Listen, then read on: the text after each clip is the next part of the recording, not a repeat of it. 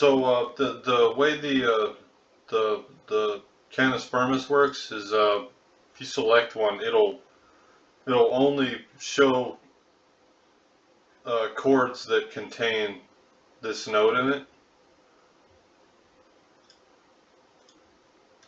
So like this, you know.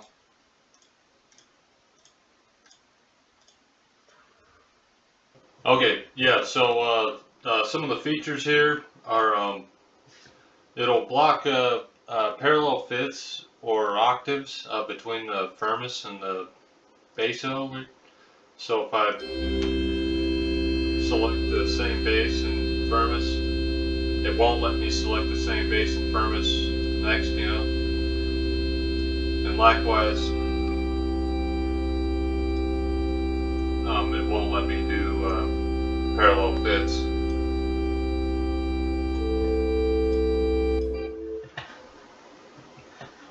And also, you'll see that all these are a bunch of chords turn red here, and these mean that if they're used, then this current firmus will want to pull down. See, so you know, if I select any of these, it'll want to pull down to one of these notes. And if they're green, then the firmus is going to want to pull up to one of these highlighted notes. And yeah, so also besides chords turning green or red, they'll also turn like sort of camouflaged when the leading tone or seventh is doubled. So you can still use them for voice leading purposes, but they're yeah, they're just kind of like a warning, I guess, that you're going to be doubling. So for instance, let's select this. It'll become kind of camouflaged if I double the leading tone, then it'll become normal again. And then here it'll turn red if I select a C, because it'll want to pull down, you know, to one of these.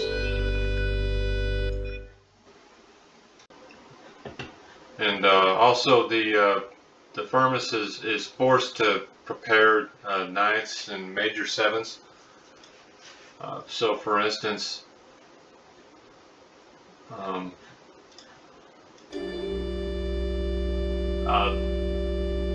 this 9 chord here is available because the 9th is prepared.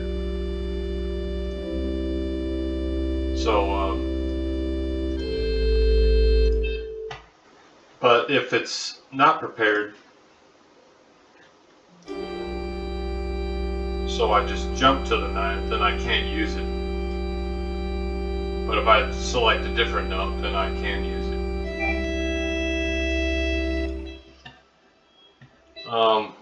Let's see, colors, highlights. Also, the obligato manual will give highlights based on whatever the current chord's most fundamental context is. So if the current chord is a triad, it's going to highlight everything, all the best notes according to that chord's most fundamental context, which for a triad would be a tonic. So for instance, you know, it'll highlight everything for a C major tonic, and you'll see if I just select a D, I can go, it'll highlight these 2 notes. But if I came from an E, it'll highlight these 3 notes because I can jump up now here. And likewise, you know, in F, I can go to these 2 notes. But if I came from a D, like in this case, then it'll only highlight this one. And if I came from an E, it'll highlight this one also. You know, so they're all dependent on what the what the previous note was.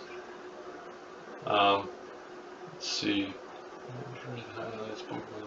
Yeah. So generally, people with no musical knowledge at all, can just follow the highlights in all three manuals and be able to, create something that's sounds halfway decent. Let's see. Oh, also the in the obligato manual here, it only operates diatonically. Otherwise, a lot of the controls wouldn't be able to be implemented here.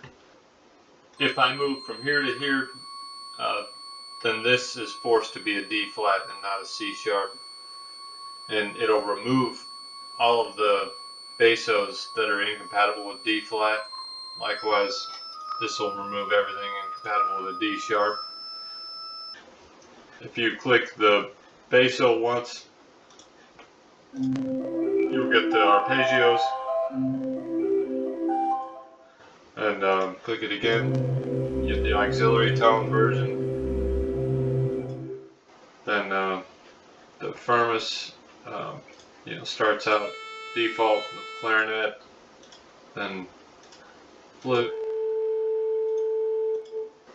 then human choir.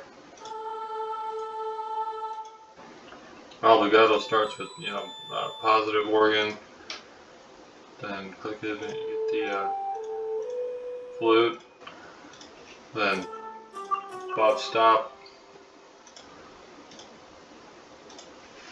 and yeah, you can transpose any of the other 12 keys. The default's always C. Also, the audio of the basso manual will change depending on which firmus you have selected. So, for instance, if I have this selected versus an F sharp in the firmus, will get rid of the F sharp in the basso audio. So they won't double, and likewise the seventh will disappear.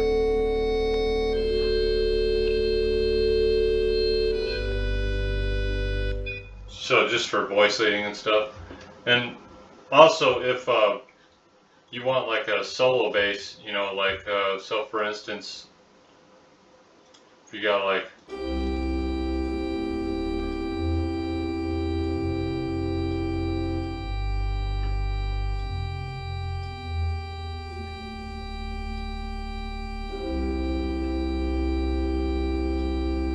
you can do